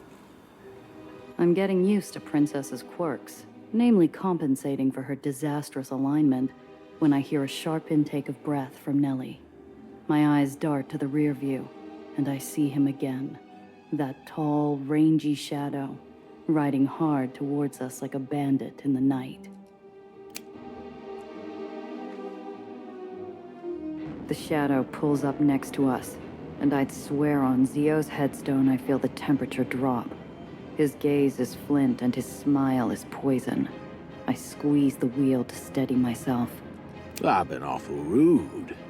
Never introduced myself. Name's Tobias Dufresne. Didn't ask, Slim. You got about 3 seconds before I ram you into a building. Leave us alone! Be glad to oblige, Missy. But I'm being paid handsomely to bring you back home. And I aim to earn my pay. Come along now. Like hell. You there! Disperse immediately! Here's your chance to run. You'd like that, wouldn't you? It was you. You torched my car. Precious to you, was it? I expect little miss was hoping to get her papers back, too. Don't worry, darling. They're in good hands. Wait, my research? Give it back! And that's doctor to you! Apologies, but if you won't come quietly, well... I said disperse! Final warning! Road gaps can be jumped to reach the other side, but moving between roads uses a lot of action points. Alright.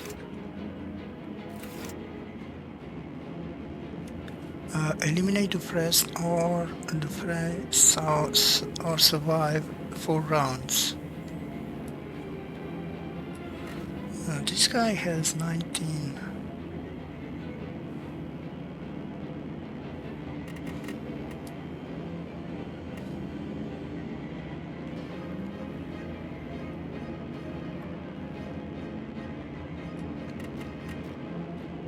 Young white soldier.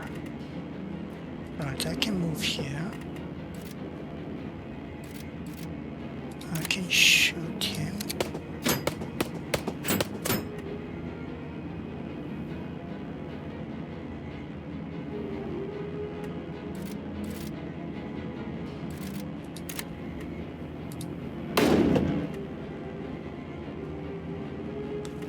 Alright.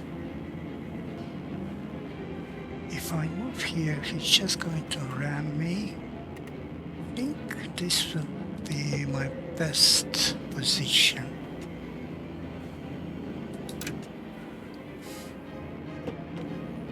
Alright. Alright.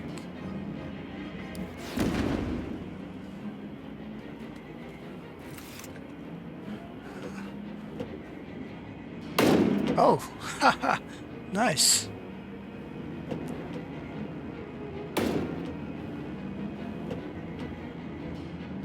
Ouch, that's going to hurt.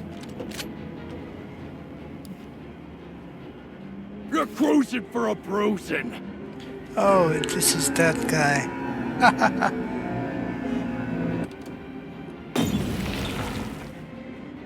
Oh my god.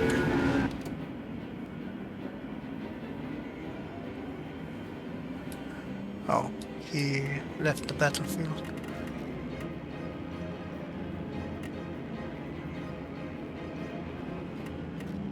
Right.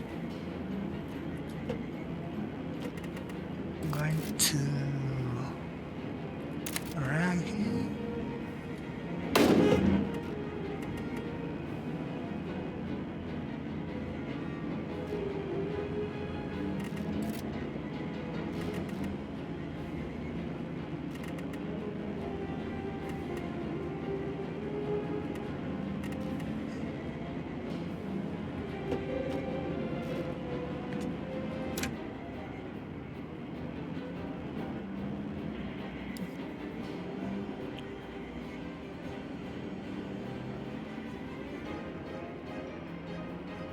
Oh. Interesting.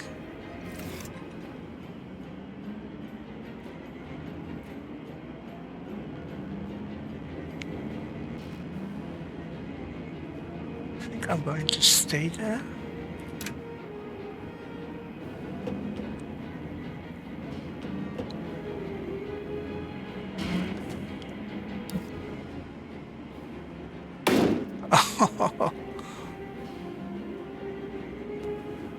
Oh.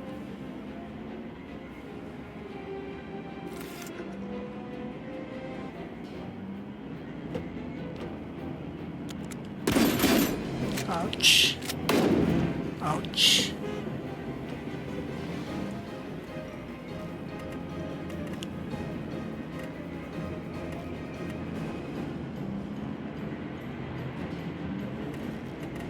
Right. I think I'm going to stay here.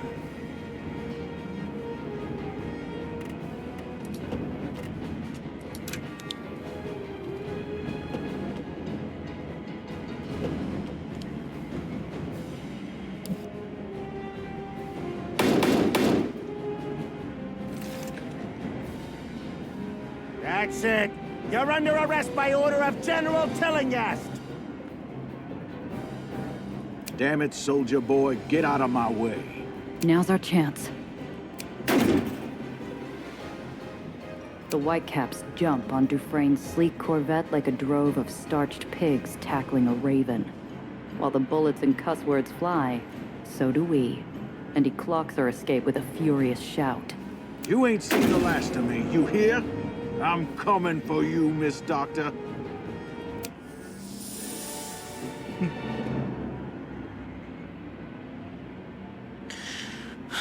God, okay. Caltrops, undercarriage weapon, nitro.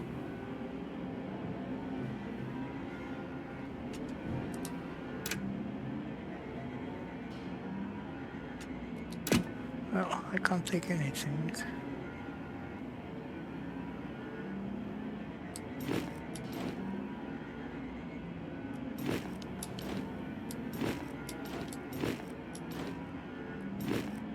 There you go.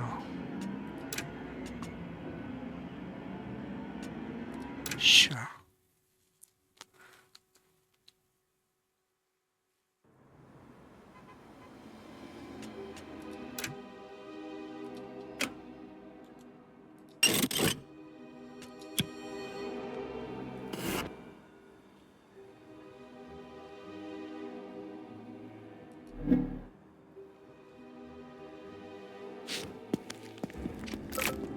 I better let Cress know what happened to the Chimera.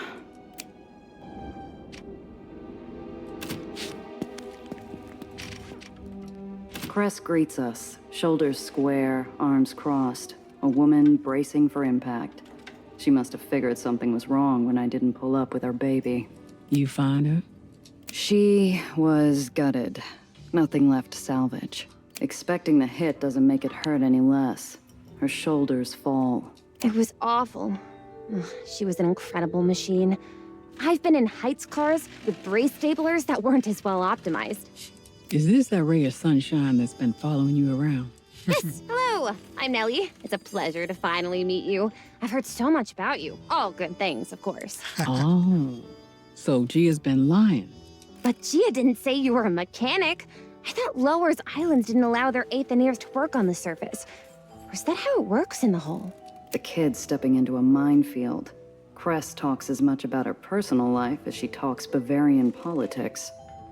Hey, Nellie, throttle back on the personal questions, huh? When was I... Oh, I'm so sorry. Today is my first time meeting an Aetherian. I hope I wasn't too forward. You were, but at least you didn't say rat. The kid looks on like she's ready to start taking notes. The hole's not like other islands.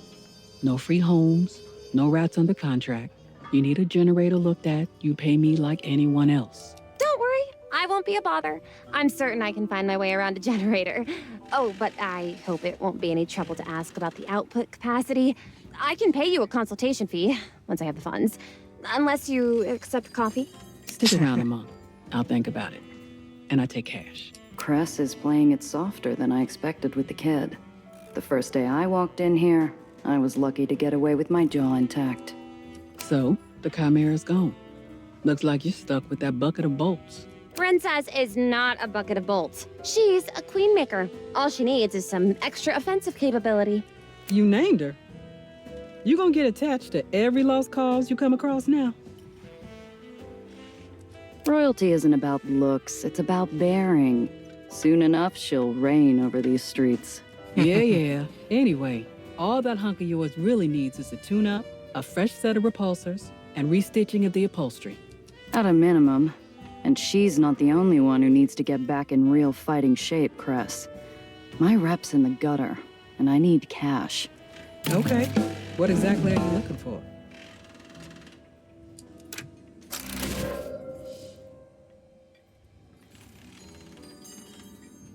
You happen to know of any jobs? I got something, but it doesn't pay much. More of a personal matter. If you want real money, you know who you'll have to talk to. No. Needles is off the table. Needles? Is he bad? He's nobody. Just another smuggler I used to work with. We had a falling out on our last job. Just another smuggler who owes you big? He recently set up shop in the Raymond district. Not struggling for work either. You need a lead on jobs. He's who you need to talk to. Least he can do. I haven't seen Needles since Zio died. Haven't wanted to. Too many bad memories. But Cress is right. I need the money. And a job's a job, even if it's from him. Got anything for a little more protection? Honeybee can take some fire from street-level punks, but I wouldn't trust her in a serious dogfight. The chassis is shot to hell. You're gonna want some serious armor plating to reinforce it. I'm out of anything at the level you're asking for, but if you bring me the plates, I'll get them set up for you. Think Tiana has anything? If you're willing to pay an arm and a leg. Fair enough. I'll stop by Pier 6. You said you had a job? Something personal? Yeah, but first, tell your client to go bother someone else. Oh, no problem. Don't worry about me. I've been wanting to look at these Aether lifters you got stacked up over there. It'll be like I'm not even here. I heard about what you did for the Aether rats in White Street. Thanks. They dealt with me fairly, and your advice was, if I recall correctly, to not be an ass. So I wasn't. So, you wouldn't say no to another job for them? Depends. You said yourself the pay's nothing to write home about. We got some scratch saved up. A sponsor's covering the rest. Sponsor? They're good for it. I'll vouch. Okay. As long as it'll help build up my rep, I'm in. What's the job? Nothing else? You good? Okay, good. I need a getaway driver. We're breaking rats out of the tomb. If Cress is trying to make a joke, it's a poor effort. No one escapes that upside-down prison. Not alive, anyway. At best, you get to enjoy 10 seconds of freedom before you give the Earth a goodbye kiss. Barons usually leave rats to the terriers. Why'd General Eli bother to lock him up? He's a paranoid tyrant. He doesn't need a good reason to keep you in a cage. I just want to know what sort of people we're helping. Good people. There was a wasting outbreak in White Street. Rats thought it had something to do with the water shortage. Eli didn't like them talking, so he put them where no one could hear them. No one escapes the tomb, Cress. Maybe Eli shouldn't have locked up the same people who keep him afloat. My people have a way into the garbage system, and the trash chutes that lead outside. And we're going to take out the trash. So, what's my part in this? I've seen you steer out of gravity slips like it's nothing. You're plenty capable of a pickup. It's a two-person job. I'll drive the barge there, but I need someone to keep unwanted eyes off us along the way. Okay, Cress. I'm with you. Good. Only certain barges with military clearance are allowed near the tomb. I got one lined up. Let's meet there first. The tomb's crawling with whitecaps. They're not just going to let us drive up and make off with a bunch of convicts. That's where you come in. I need someone who can get physical when the time calls for it, or keep me from being seen. Like old times. We haven't done a job together since the carnival. Yeah, well, I've been busy. And let's make sure this job goes better. It took me weeks to get the smell of wet lime out of that car.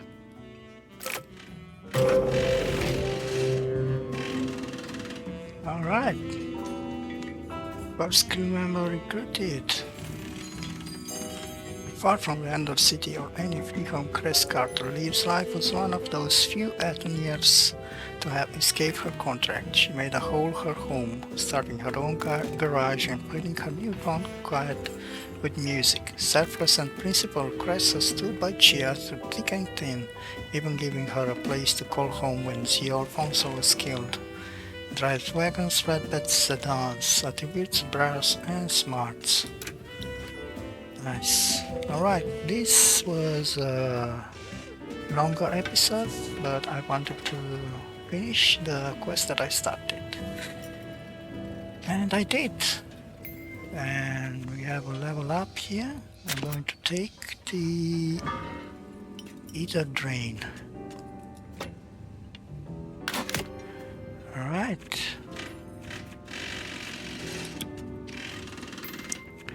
Cress. Cress has 4 talent points. I'm going to go with...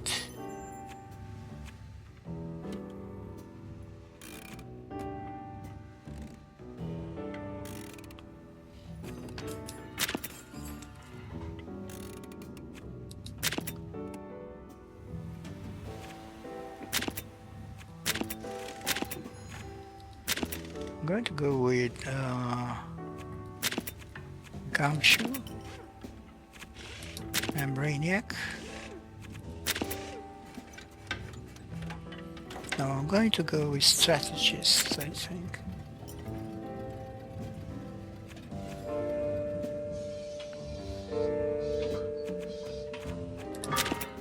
I'm going to put 2 points into Strategist.